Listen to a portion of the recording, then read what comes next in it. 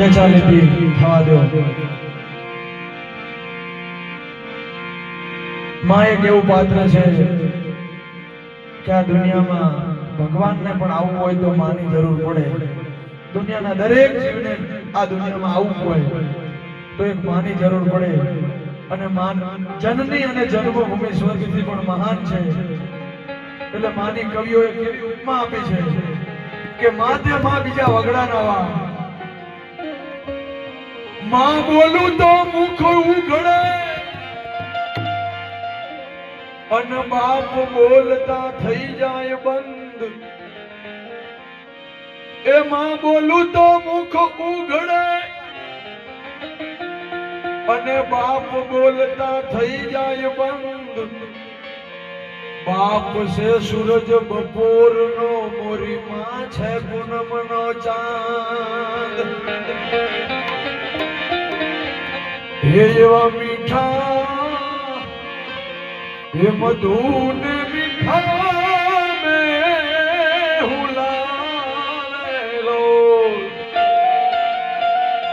હા બેજો હા. એથી મીઠી તે મોરી માત રે જનની. એ હે મારી જનની,